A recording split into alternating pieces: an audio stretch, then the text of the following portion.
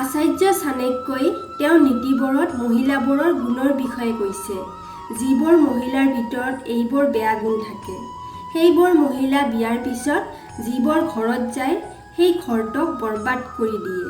তেনেহ'লে আহক জানি লওঁ সেইবোৰ মহিলাক কেনেকৈ চিনিব পাৰি। যিকোনো পুৰুষৰ জীৱনত মহিলা এজনী ভগৱানৰ বৰদানৰ ৰূপ হয়, যিয়ে জীৱনটো সফল বনাব পাৰে।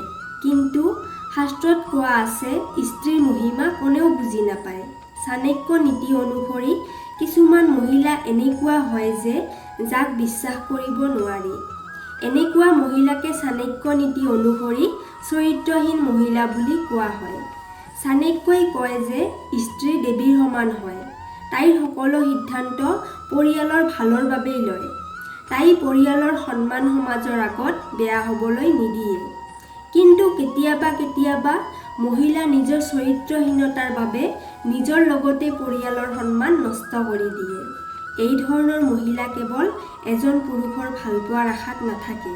নম্বৰ 1, চাণক্য নীতি অনুসৰি মহিলাসকলৰ চেহেৰা, তেওঁৰ আচাৰ বিচাৰ, স্বভাৱ চৰিত্ৰ আৰু শৰীৰৰ শাৰীৰিক গঠনৰ ওপৰতো জানিব পাৰি যে এনেকুৱা স্বভাৱৰ স্ত্ৰী আপোনাৰ জীৱনসংগী হিচাপে আছেনে।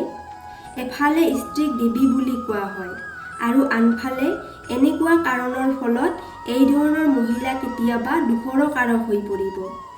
নম্বৰ 2, চাণক্য নীতি অনুসৰি যিবোৰ মহিলাৰ ভৰিৰ কনিষ্ঠ আঙুলি বা তাৰ কাষৰ আঙুলিটো মাটিত স্পৰ্শ নহয়, বুঢ়া আঙুলিৰ ওচৰৰ আঙুলিটো বেছি দীঘল হয়, এই ধৰণৰ মহিলাই পৰিস্থিতি অনুসৰি নিজৰ চৰিত্ৰ সলনি কৰি লয়। এনে মহিলা স্বভাৱত বহুত খঙাল হয়, যাক নিয়ন্ত্ৰণ কৰাটো বহুত টান হয়। এই ধৰণৰ মহিলাক কেতিয়াও বিশ্বাস কৰিব নোৱাৰি। নম্বৰ 3, যিবোৰ মহিলাৰ ভৰিৰ পিছৰ ভাগটো অত্যাধিক মোটা হয়, তেনে মহিলা ঘৰৰ বাবে অশুভ বুলি জনা যায়।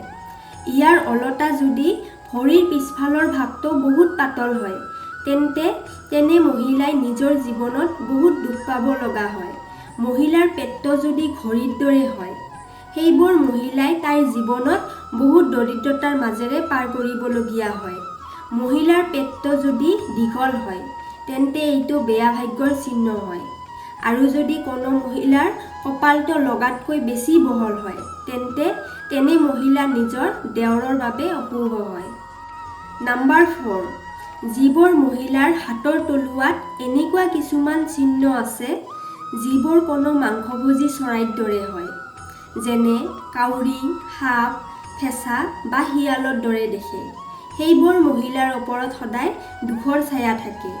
এই ধৰণৰ মহিলা সকলো সময়তে সুখ আৰু ধনৰ পৰা বঞ্চিত থাকে।